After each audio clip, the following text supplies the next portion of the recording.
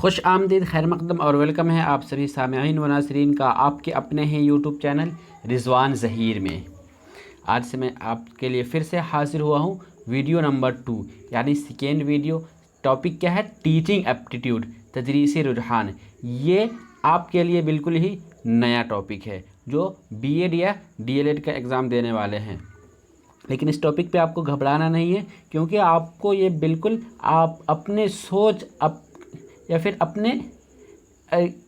अपने आप से कितना आप सही फैसला ले सकते हैं इसी पर डिपेंड करेगा, और इसी तरीके से आप इसके सारे क्वेश्चंस को सही कर पाएंगे। जो लोग एमएड के हैं, एमएड के लिए इससे थोड़ा सा टफ क्वेश्चन पूछा जाएगा, उनके लिए इतना आसान क्वेश्चन नहीं होगा, बल्कि उनके लिए उसमें साइकोलॉजी भी या फिर जो एजुकेशनल थ्योरीज़ हैं वो भी इंक्लूड होता है। इस लेवल के भी उनको क्वेश्चन आएंगे, लेकिन उनके लिए इसमें से 2-3 क्वेश्चन ही होंगे। तो चलिए हम वीडियो शुरू करते हैं और जानते हैं कि टीचिंग एप्टीट्यूड या तदरीसी रुझान, शैक्षणिक क्षमता जो है उसके सवालात क्या होंगे। सबसे पहला जो आपके सामने स्क्रीन पर क्वेश्चन है वो है, तदरीस एक तरह का ... है। तदरीस एक तरह का क्या है? फ़न है, तिजारत है, पेशा है या मज़हब है? तदरीस यहाँ पे ये इबादत होनी चाहिए। तदरीस एक तरह का फ़न यानी आर्ट, तिजारत यानी बिजनेस और पेशा यानी प्रोफेशन। तो तदरीस एक तरह का क्या है? तो इसका जो राइट आंसर होगा वो होगा ए, फ़न। तदरीस, टीचिंग एक आर्ट है, एक फ़न है। नेक्स्ट हम आगे बढ़ते हैं। क्वेश्चन नंबर 2, बच्चों की तरक्की का दारोमदार है। बच्चों की तरक्की यानी डेवलपमेंट, विकास डिपेंड करता है किस पे? खेल कूद पे, खाना पीना पे, पढ़ना लिखना पे या फिर ख़ानदान और माहौल। तो यहाँ क्वेश्चन आप ध्यान देखिए कि बच्चों की तरक्की के, बच्चों की जो तरक्की है वो दारोमदार करता है उनके ख़ानदान और माहौल, यानी उनका जो बैकग्राउंड क्या है और अभी प्रेजेंट में जो है उस वक्त उनको उसके कैसा इन्वायरमेंट मिल रहा है, उसी पे उसका दारोमदार है।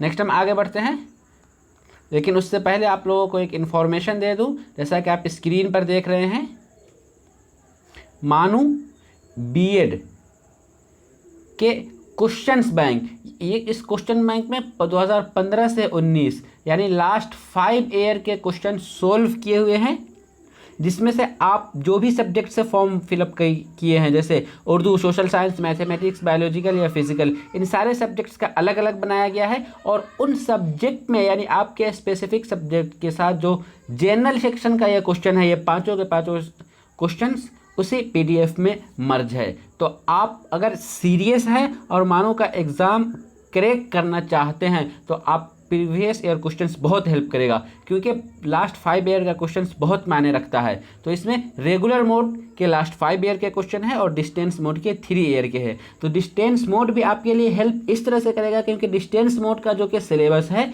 वो सिलेबस सिर्फ और सिर्फ ये है।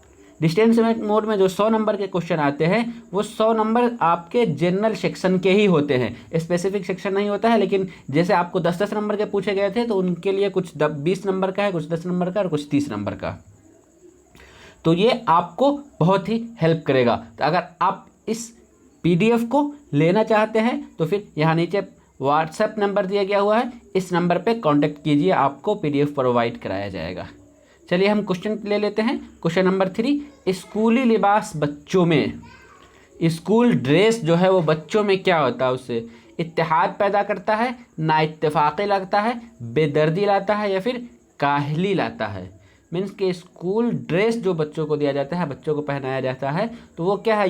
वो यूनिटी लाता है, यूनिटी पैदा करता है बच्चों में, या फिर नाइत्तेफाकी, एक दूसरे से वो डिस्क्रिमिनेशन होता है, या फिर बेदर्दी होता है, मीन्स के बेपरवाह हो जाता है, या फिर काहली या सुस्ती लाता है।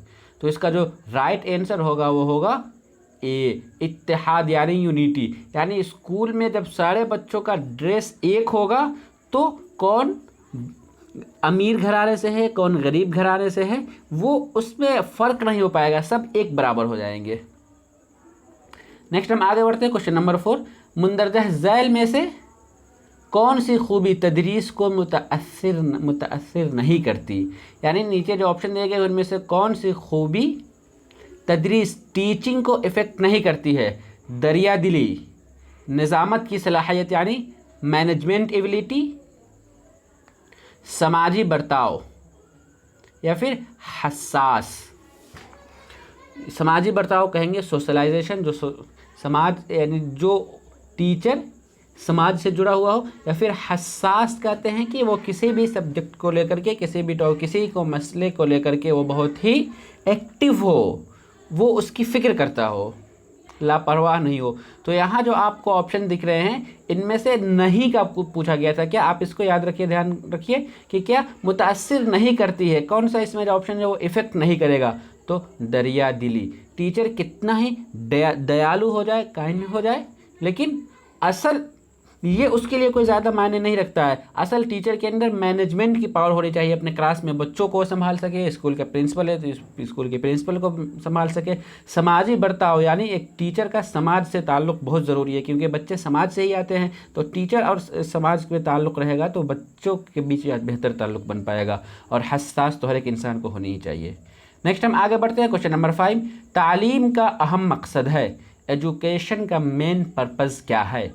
हुनरमंद व बासलाहियत शहरियों में इजाफ़ा, बेहतरीन सलाहियत पैदा करना, मुताला में इजाफ़ा यानी स्टडी में, अच्छी आदत को फ़रोग़ देना यानी गुड हैबिट को डेवलप करना। तो तालीम का अहम मकसद क्या है? तो इसका जो राइट आंसर होगा ए, हुनरमंद और बासलाहियत शहरियों में इजाफ़ा। जो नागरिक है, जो सिविलियंस है, उनको उनमें हुनरमंदी और सलाहियतमंदी को इजाफ़ा करना। नेक्स्ट हम आगे बढ़ते हैं, क्वेश्चन नंबर 6। माजूर बच्चों के लिए कितनी साल की उम्र तक मुफ्त व लाजमी तालीम का ज़िक्र है? जैसा कि अभी से हम जानते आए हैं कि 6 से 14 साल के बच्चों तक को सरकार फ्री एंड कंपलसरी एजुकेशन देती है, किसके? आरटीई के तहत, राइट टू एजुकेशन के तहत। लेकिन यहाँ पे माजूर बच्चों जो PWD है, उन्हें कितने उम्र तक तालीम दे जाने की बात की गई है? 6 से 16 साल, 6 से 14 साल, 6 से 18 साल या फिर 2 से 14 साल। तो इस क्वेश्चन का जो कि राइट आंसर होगा वो आंसर है 6 से 18 साल। कॉमन जो बच्चा है उसके लिए तो 6 से 14 साल है, लेकिन माजूर यानी PWD दिव्यांग जो बच्चे हैं उनके लिए 6 से 18 साल की उम्र तक का कैद है। नेक्स्ट हम आगे बढ़ते हैं, क्वेश्चन नंबर 7। मंदरजा झैल में से मुअल्लिम का अहम काम है। नीचे जो ऑप्शन दिए गए उनमें से टीचर का अहम काम क्या है? तकरीर करना, तदरीसी फ़राइज़ अंजाम देना, बच्चों की देखभाल करना, इम्तिहान की कॉपी जांच करना। मुअल्लिम का, टीचर का सबसे अहम काम क्या है? तो ये सिंपल सा आंसर होगा ए, तदरीसी फ़राइज़ अंजाम देना। यानी एक टीचर, एक मुदर्रिस जो है उसे दर्स व तदरीस के लिए बुलाया गया है, तो ज़रूरी है उसका सबसे जो अहम काम है वो टीचिंग करना। नेक्स्ट हम आगे बढ़ते हैं, क्वेश्चन नंबर 8। मुअल्लिमा का शरारती बच्चों के साथ बर्ताव होना चाहिए। ये देखिए यहाँ पे क्वेश्चन में आपको हो सकता है कि फंसाने के लिए मुअल्लिम या मुअल्लिमा का कोई एक कैद कर दे, लेकिन मुअल्लिम हो या मुअल्लिमा यानी मेल टीचर या फीमेल टीचर, बात एक ही रहेगी। शरारती बच्चों के साथ उनका बर्ताव होना चाहिए। टीचर का शरारती बच्चों के साथ कैसा होना चाहिए?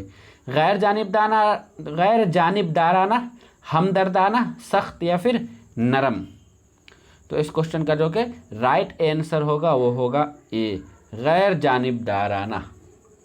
हमदर्दाना यानी सहानुभूति तो होनी चाहिए, लेकिन इससे जो ज़्यादा मोस्ट आंसर है वो है गैर जानिबदाराना। इस वजह से हम इसको यहाँ पे नहीं लेंगे। सख्त बिल्कुल एक तरफा ही नहीं, ना ही बहुत सख्त होनी चाहिए, ना ही बहुत नरम होनी चाहिए, बल्कि उसे गैर जानिबदाराना कहते हैं। वह किसी का साइड नहीं लेता हो, किसी एक तरफ की बात ना करता हो। जिस तरह के अगर वो बच्चा शरारत कर रहा है तो ऐसा बिल्कुल नहीं होनी चाहिए कि उसे बहुत मार मारे, दूसरों को नहीं मारे, या फिर उसे बिल्कुल भी ना मारे, दूसरों को ना मारे। हाँ, जो गलती कर रहा है उसको सिर्फ उसकी गलती की सज़ा देनी चाहिए, किसी के साथ भेदभाव नहीं होना चाहिए। नेक्स्ट हम आगे बढ़ते हैं क्वेश्चन नंबर 9। मुंदरजा झैल में किसे नमूना मुअल्लिम माना जाता है? नमूना मुअल्लिम आइडियल टीचर, जो वक्त का सही इस्तेमाल करता हो, जो पुरानी सोच का हामिल हो, जो अपनी इज़्ज़त का हमेशा ख्याल रखता हो, या जो सबके साथ मोहब्बत से पेश आता हो। तो आइडियल टीचर कौन सा है? जो वक्त का सही इस्तेमाल करता हो। यहाँ पे अगर आइडियल वुमेन एक पूछा जाता कि बेहतर इंसान कौन सा है, तो सबके साथ है, लेकिन यहाँ पे मुअल्लिम कहा गया तो कहीं ना कहीं आपके टीचिंग प्रोफेशन से जुड़ा हुआ है, तो इस वजह से जो वक्त का सही इस्तेमाल करता हो। अब हम लास्ट क्वेश्चन पढ़ते हैं इस वीडियो का। आज़ाद हिंदुस्तान के पहले वज़ीर तालीम का नाम क्या है? हिंदुस्तान जब आज़ाद हुआ तो उस वक्त सबसे पहले एजुकेशन मिनिस्टर कौन बने? हुमायूं कबीर, MC घागला, KM शीरीमाली, या फिर D मौलाना अबुल कलाम आज़ाद। तो इस क्वेश्चन का जो कि राइट आंसर होगा D होगा, मौलाना अबुल कलाम आज़ाद। हिंदुस्तान के पहले वज़ीर तालीम का नाम मौलाना अबुल कलाम आज़ाद, जो कि 2 टर्म रहे थे। कितने? 2 टर्म। तो चलिए ये वीडियो यहीं पर ख़त्म होती है। आज आपको ये वीडियो कैसी लगी, टीचिंग एप्टीट्यूड के ये वीडियो, इसी तरीके से आपके और भी वीडियोस अगले दिनों में आने वाले हैं। आप हमारे चैनल से जुड़े रहें, चैनल को सब्सक्राइब अगर अभी नहीं किए हैं तो सब्सक्राइब कर लीजिए और बेल आइकन को भी प्रेस कर दीजिए ताकि आपको हमारी हर एक वीडियो के नोटिफिकेशन मिल जाए। तो आज की इस वीडियो में दीजिए इजाज़त। शुक्रिया। अल्लाह हाफिज़।